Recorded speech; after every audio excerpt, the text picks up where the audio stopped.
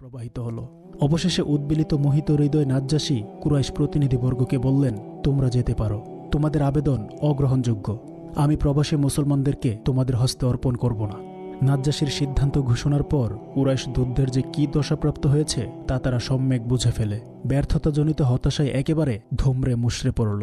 আমর ইবনুল আস চিন্তা ভাবনা করে আরেক অভিসন্ধি ফাঁদল। সে সঙ্গীদেরকে বলল, দেখো, মুসলমানরা হজরত ঈসা আলাইসাল্লামকে মানবত নয় ও আল্লাহর বান্দা বলে থাকে। পক্ষান্তরে খ্রিস্টানরা হজরত ঈসা আলাইসাল্লামকে আল্লাহর পুত্র বলে বিশ্বাস পোষণ করে। আগামী দিন দরবারে উপস্থিত হয়ে এই মন্ত্র কাজে লাগাতে হবে। আশা করা যে আমরা সফল হব, কেননা ধর্মবিদ্বেষ ও গোরামির কাজে ন্যায় নিষ্ঠা সাধারণত জয়ী হতে পারে না। উল্লিখিতরূপ অভিসন্ধি ফেদেই পরের দিন তারা রাজ দরবারে উপস্থিত হয়ে নিজেদের অভিসন্ধিজনিত বক্তব্য তুলে ধরে। বাদশাহ পূর্ববৎ মুসলমানদেরকে দরবারে ডেকে পাঠান। মুসলমানগণ দরবারে সমবেত হলে আবিসিনিয়া রাজ নাজ্জাশী তাদেরকে মারিয়াম তনয় ঈসা আলাইসাল্লাম সম্পর্কে জিজ্ঞেস করলেন। তিনি বললেন, এই সম্পর্কে তোমাদের চিন্তা বিশ্বাস বর্ণনা করো। আজকের সভায়ও হজরত জাফর রাদিয়াল্লাহু তাআলা আনহু দৃঢ় কণ্ঠে উত্তর করলেন, আমাদের রাসূলের শিক্ষা অনুসারে আমরা হজরত ঈসা আলাইসাল্লামকে আল্লাহর বান্দা ও মানুষ, সতীসাধ্যী মারিয়াম তনয় আল্লাহর নবী এবং সাধু সজ্জন বলে উঠলেন। অতি সমীচীন কথা। স্বয়ং হজরত ঈসাও এর অতিরিক্ত কিছুই বলেন নাই। এবার কুরাইশ প্রতিনিধিদেরকে নাজ্জাশী উগ্রস্বরে বললেন, তোমরা এই মুহূর্তে আমার সম্মুখ হতে দূর হও, তোমরা আমার রাজত্বের জন্য অকল্যাণকর। এই বলে তিনি তাদের আনিত উপটুকনাদি ফেরত দেন। নাজ্জাশীর প্রকৃত নাম আসহামা। নাজ্জাশী নেহাক শব্দের আরবি রূপান্তর। এর অর্থ রাজা। কুরাইশ প্রতিনিধি দলকে অপমান করে তাড়িয়ে দেওয়ার পর থেকে মুসলমানগণ নির্বিঘ্নে নিরাপদে আবিসিনিয়ায় অবস্থান করতে থাকেন। আবিসিনিয়ায় হিজরতকারীরা তথায় থাকা অবস্থায় রাসূল সাল্লাল্লাহু আলাইহি ওয়াসাল্লাম আল্লাহর নির্দেশে মদিনায় হিজরত করেন। মদিনায় হিজরতের ৭ম বছর, যে বছর খাইবার বিজয় হয়, সেই বছরে আবিসিনিয়ায় অবস্থিত মুসলমানগণ মদিনায় রাসূল সমীপে আগমন করেন। এ সময় বাদশাহ নাজ্জাশী রাসূল সাল্লাল্লাহু আলাইহি ওয়াসাল্লাম সমীপে যেই পত্র প্রেরণ করেন তাতেও স্পষ্ট প্রতিপন্ন হয় তিনি ইসলাম ধর্ম গ্রহণ করেছেন। তার মৃত্যু সংবাদ প্রাপ্ত হয়ে রাসূল সাল্লাল্লাহু আলাইহি ওয়াসাল্লাম সাহাবায়ে কেরামকে নিয়ে তার গায়েবানা জানাজার নামাজ পড়িয়েছেন। তিনি সারা জীবনে এই একটি মাত্র গায়েবানা জানাজাই পড়েন। অসত্যের শত্রুতা আর বিরুদ্ধাচরণের মধ্য দিয়েই সত্য তার জয়ের রাজপথ রচনা করে। ইতিহাসে এই সত্যের সাক্ষ্যবাহী ঘটনার কোনো অভাব নাই। আলোচ্য ঘটনায় মুষ্টিমেয় ও উৎপীড়িত মুসলমান কুরাইশদের অত্যাচার অবিচারে অতিষ্ঠ হয়ে আবিসিনিয়ায় পলায়ন করেন। এটা ঘটনার প্রকাশ্য দিক। প্রকৃতপক্ষে এটা বিদেশে ইসলামের প্রথম মিশন। আর কুরাইশদের দূত প্রেরণই নাজ্জাশীর ইসলাম গ্রহণের প্রধানতম কারণ। তাই কোন অবস্থাতেই সত্যের সাধকদের বিচলিত হওয়া উচিত নয়। কুরাইশরা অতি বড় আশা নিয়ে নাজ্জাশীর দরবারে দূত প্রেরণ করেছিল। তাদের ধারণা ছিল, যেহেতু তারা কাবার সেবাতেই পুরোহিত, আরব সমাজের দণ্ডমুণ্ডের কর্তা, সুতরাং তাদের অনুরোধ বাদশাহ রক্ষা না করে পারবেন না। কিন্তু তাদের সে বড় আশার গোড়ে ছাই কুরাইশ দূতরা অতিশয় অপমানিত লাঞ্ছিত হয়ে আবিসিনিয়া থেকে ফিরে আসে। দূতদের অপমান অপদস্থতা লাঞ্ছনার কথা শুনে কুরাইশদের রাগ পূর্বের চাইতে বহুগুণ তেলে বেগুনে জ্বলে ওঠে। কিন্তু তারা কোনো কর্মপন্থা স্থির করতে পারছিল না। কারণ যারাই একবার মুহাম্মদী দিন গ্রহণ করে তারা আর কিছুতেই দমিত হয় না। অত্যাচার, নির্যাতন, প্রহার কোনো কিছুতেই কাজ হয় না। দিনের জন্য যথা সর্বস্ব ত্যাগ করে দেশান্তরিত হতেও তাদের বাধে না। কোনো ষড়যন্ত্র, কোনো বাধা বিপত্তি তাদেরকে সত্য গ্রহণ হতে বিরত রাখতে পারছে না। বরং এসব বাধা বিপত্তি দিন দিন ইসলামের প্রভাব প্রতিপত্তি বৃদ্ধিতে সহায়ক হচ্ছে। নৌ মুসলিমদের সংখ্যা দিন দিন বেড়েই চলছে। নিম্নের ঘটনা থেকে বিষয়টি আরও স্পষ্ট হবে। একদা রাসূল সাল্লাল্লাহু আলাইহি ওয়াসাল্লাম জনকোলাহল হতে দূরে সাফা পর্বতের নিভৃত নির্জন এলাকায় আপন ভাবে মত্ত। এ সময় আবু জাহেল তার খোঁজ পেয়ে তথায় উপস্থিত হয়। প্রথমে সে নানা প্রকার ব্যঙ্গ বিদ্রূপ ও কটূক্তি করে রাসূল সাল্লাল্লাহু আলাইহি ওয়াসাল্লামের ধৈর্যচ্যুতি ঘটানোর প্রাণান্তকর চেষ্টা করে। এতে তার মাঝে কোনো প্রকার বিরক্তির ভাব না দেখে অবশেষে তীব্র ভাষায় মুহাম্মদী দিনের কুৎসা গ্লানি করতে লাগল। এতেও কাজ হচ্ছে না দেখে পশাধম আবু জাহেল তাকে আক্রমণ করতে উদ্যত হয়। এতেও কোনো প্রকার পরিবর্তন নাই। সর্বশেষ সে রাসূল সাল্লাল্লাহু আলাইহি ওয়াসাল্লামের মস্তক লক্ষ্য করে একখণ্ড পাথর ছুঁড়ে মারে। প্রস্তরাঘাতজনিত সুনিত ধারায় তার সমগ্র শরীর রঞ্জিত হয়ে যায়। এতেও রাসূল সাল্লাল্লাহু আলাইহি ওয়াসাল্লামের হৃদয়ে সামান্যতম ক্রোধের সঞ্চার হল না। কিন্তু তিনি স্বজাতি স্বদেশবাসীর মূর্খতায় যার পরনায় মর্মাহত হন। এই ঘটনার পর রাসূলুল্লাহ সাল্লাল্লাহু আলাইহি ওয়াসাল্লাম বাড়িতে চলে আসেন। কাউকেই কিছু বললেন না। কিন্তু এক কৃতদাসী দূর হতে সমগ্র ঘটনা অবলোকন করে। রাসূল সাল্লাল্লাহু আলাইহি ওয়াসাল্লামের চাচা বীর কেশরী হামজা রাদিয়াল্লাহু তাআলা আনহু তখন বাড়িতে ছিলেন না, শিকারে গমন করেছিলেন। তিনি শিকার থেকে ফিরলে দাসী সমগ্র ঘটনা তাকে খুলে বলে। এই কৃতদাসীর নাম ছিল সুয়াইবা।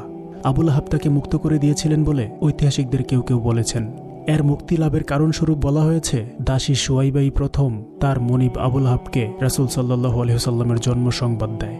এতে সে নিরতিশয় খুশি হয়ে এই কৃতদাসীকে মুক্ত করে দেয়। জন্মের পর রাসূল সাল্লাল্লাহু আলাইহি ওয়াসাল্লাম কিছুদিন কৃতদাসী সুয়াইবার দুধ পান করেছিলেন এবং হামজাও এই কৃতদাসীর দুধ পান করেন। এই সূত্রে তারা উভয়ই দুধ ভাই। হযরত হামজা রাদিয়াল্লাহু তাআলা আনহু ছিলেন মহাবলশালী আরব বিখ্যাত বীর। এতিম ভাতিজা মুহাম্মদের প্রতি নরাদম আবু জাহেলের অমানবিক আচরণের কথা শুনতে পেয়ে তার শোণিত ধারায় সীমাহীন উত্তাপ সৃষ্টি হয়। তার মনে একই প্রশ্ন, কি অপরাধ আমার ভাতিজার? সে তো মাত্র এক আল্লাহর ইবাদতের কথাই বলে, এই জন্য তো তারা এহেন অমানবিক আচরণ করতে পারে না। হামজা এসব ভেবে পথ চলছিলেন। এ সময় আবু জাহেল কাবায় বসে কুরাইশ দলপতিদের সাথে পরামর্শ আটছিল। হযরত হামজা রাদিয়াল্লাহু তাআলা আনহু তথায় হাজির হয়ে হুঙ্কার ছেড়ে বললেন, রে পাষণ্ড, তুই কেন মুহাম্মদের উপর অত্যাচার করেছিস? আর করবি? এই বলে আচ্ছা রকম পেটালেন। আঘাত লেগে নরাদমের মাথা ফেটে রক্ত বের হতে থাকে। হামজা রাদিয়াল্লাহু তাআলা আনহু বললেন, ধর্মের জন্য তুই মুহাম্মদের উপর অত্যাচার করেছিস? ঠিক আছে, আজ হতে আমিও মুহাম্মদের ধর্ম গ্রহণ করলাম।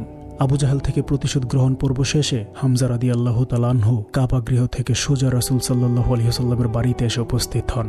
ভাতিজাকে সস্নেহে বললেন, প্রিয় ভাতিজা, আনন্দিত হও, আমি এইমাত্র আবু জাহেল থেকে যথার্থ প্রতিশোধ গ্রহণ করে এসেছি। আবু জাহেল প্রহিত হয়েছে, তার থেকে প্রতিশোধ নেওয়া হয়েছে। এসব সংবাদে রাসূল সাল্লাল্লাহু আলাইহি ওয়াসাল্লামের মাঝে কোনো প্রকার ভাবান্তর নাই। তিনি প্রিয় চাচা হামজা রাদিয়াল্লাহু তাআলা আনহুর উদ্দেশ্যে বললেন, চাচা, এতে আনন্দিত হবার এমন কি আছে? যদি শুনতাম আপনি ইসলাম ধর্ম গ্রহণ করেছেন, তাহলে এটা একটা আনন্দের বিষয় হতো।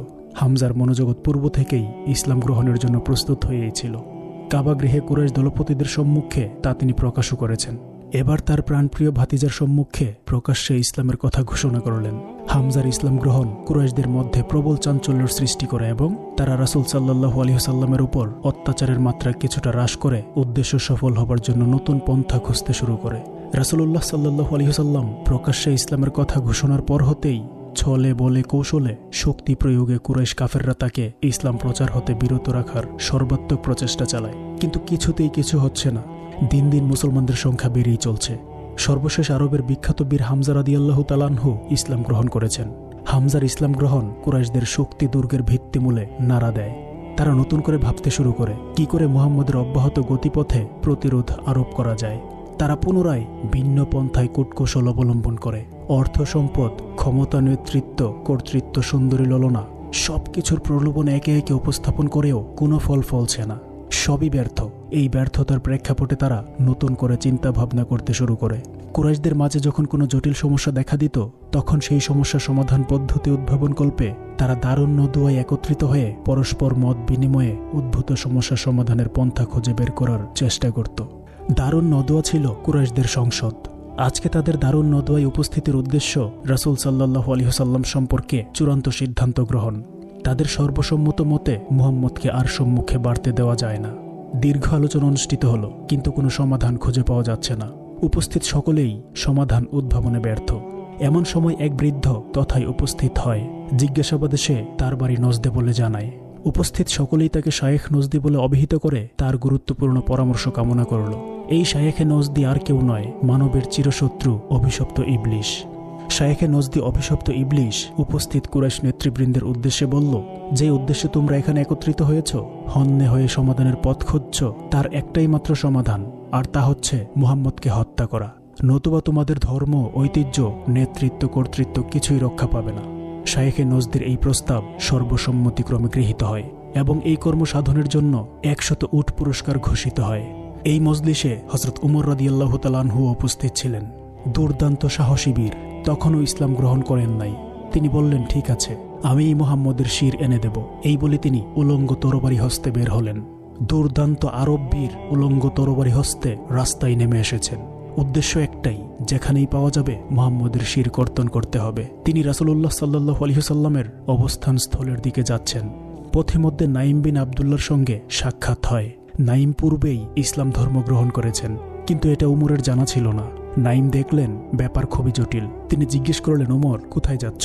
তিনি উত্তর দিলেন, মুহাম্মদকে হত্যা করতে। সে আমাদের সমাজে বিভেদ বিভ্রান্তি ছড়াচ্ছে, সমাজকে বিভক্ত করছে, আমাদের উপাস্য দেবতাকে গালি দিচ্ছে।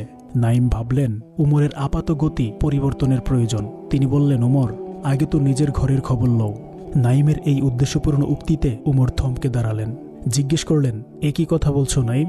নাইম বললেন, তোমার বোন ফাতেমা এবং ভগ্নিপতি সাঈদ ইসলাম গ্রহণ করেছেন। এই কথা শুনতেই তিনি ঊর্ধ্বশ্বাসে বোনের বাড়ির দিকে ছুটলেন। উন্মুক্ত তরবারি হস্তে বোনের বাড়িতে উপস্থিত হয়েছেন। বোন তখন পবিত্র কোরআনের সূরা তোয়াহা তেলাওয়াত করছিলেন। ভাইয়ের আগমন টের পেয়েই হযরত ফাতেমা কোরআনের পত্রগুচ্ছগুলো লুকিয়ে ফেলেন। উমর বোনকে জিজ্ঞেস করলেন, শুনতে পেয়েছি তোমরা নাকি ইসলাম ধর্ম গ্রহণ করেছ? এই কথা বলতেই তিনি ভগ্নিপতি সাঈদকে প্রহার করতে শুরু করেন। তাকে রক্ষা করতে বোন এগিয়ে আসলে তাকেও প্রহার করেন। উমরের প্রহারে বোন ভগ্নিপতি দুজনই আহত। এ অবস্থায় বোন বললেন, ভাই, আমরা ইসলাম ধর্ম গ্রহণ করেছি। এখন আপনার যা ইচ্ছা করতে পারেন, তবে ঈমান পরিত্যাগ আমাদের দ্বারা হয়ে উঠবে না। প্রাণ যেতে পারে কিন্তু ঈমান যাওয়া সম্ভব নয়।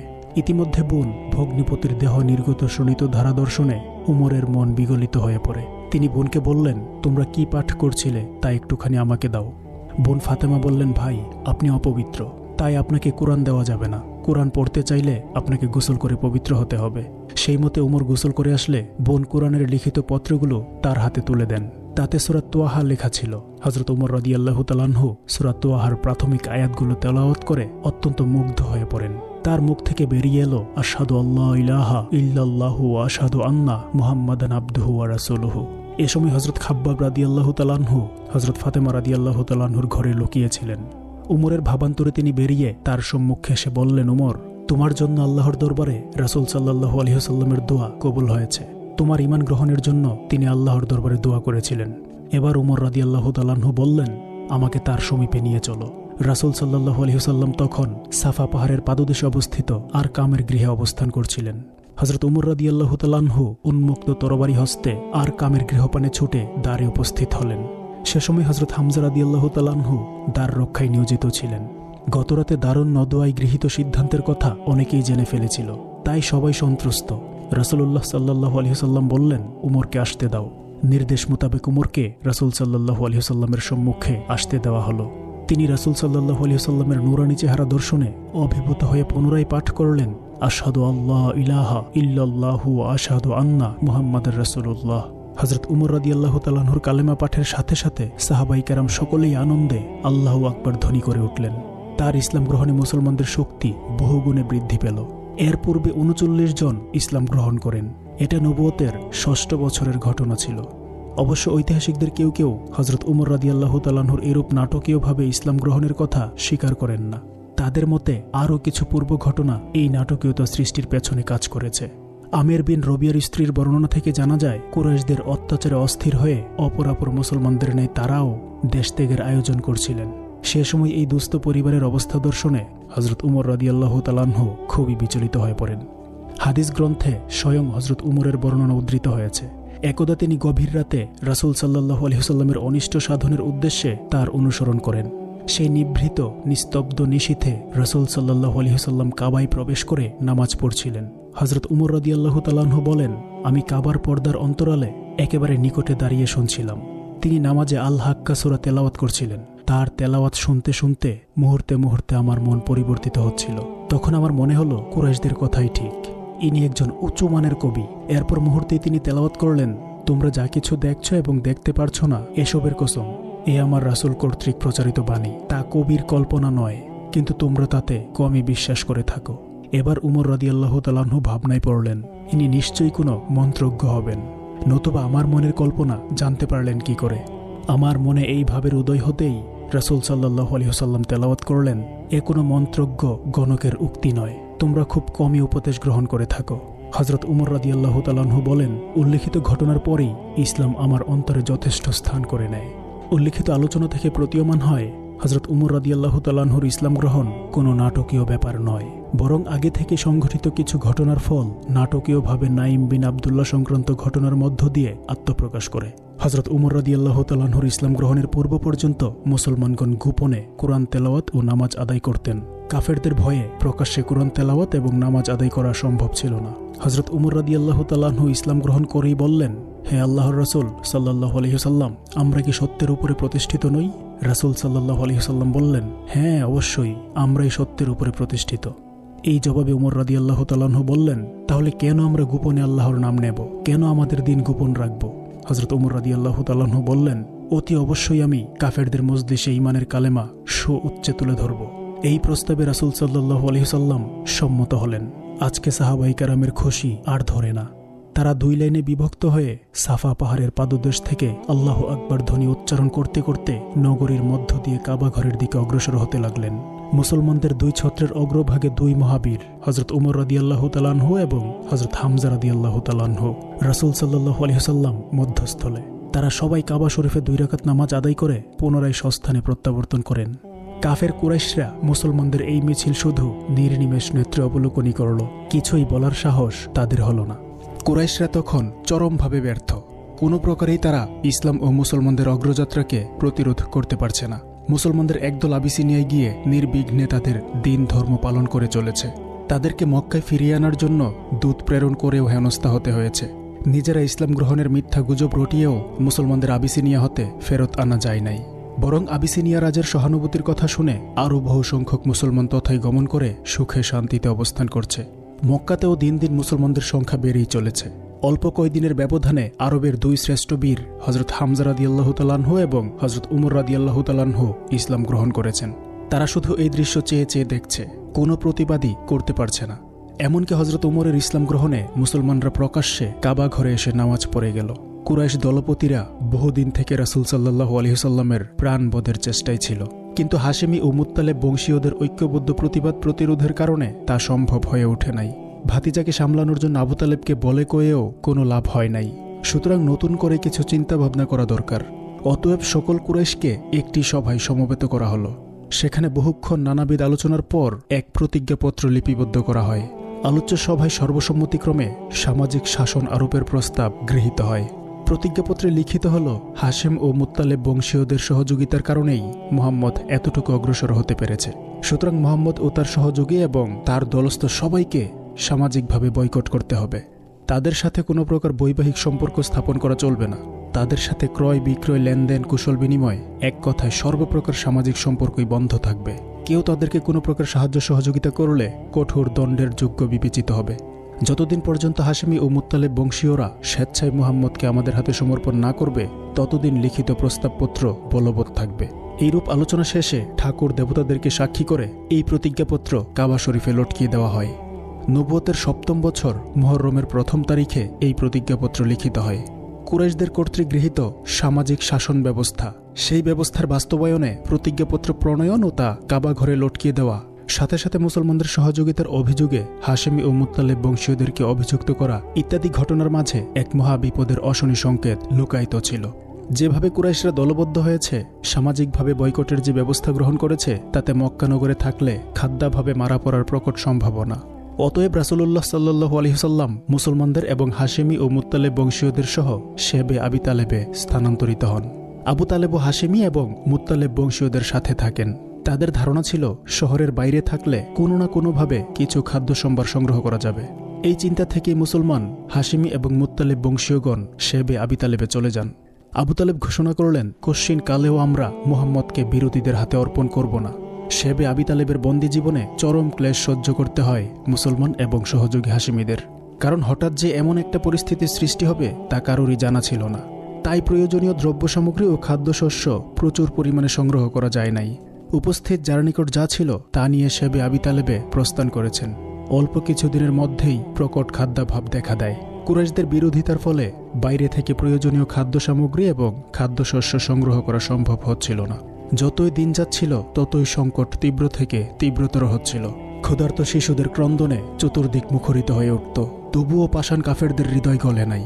অনেকে আত্মীয় স্বজনের জন্য সহযোগিতার নিদর্শন স্বরূপ কিছু খাদ্যশস্য পাঠাবার চেষ্টা করেও কুরাইশদের বাধার মুখে বিফল হয়েছে। শেবে আবি তালেবের বন্দীরা গাছের পাতা এবং শুষ্ক চামড়া পুড়ে তা খেয়ে ক্ষুধা নিবৃত্তির চেষ্টা করেছেন। অত্যাচারের তীব্রতা দর্শনে কিছু বিবেকবান মানুষের হৃদয় মন কেঁদে ওঠে। কারণ বয়কট কবলিতদের মধ্যে অনেকেই তাদের আত্মীয় স্বজন। তারা সলা পরামর্শ করতে থাকেন কিভাবে এই অত্যাচারের দুর্গে আঘাত হানা যায়। হেশাম প্রথম এই আন্দোলন শুরু করেন।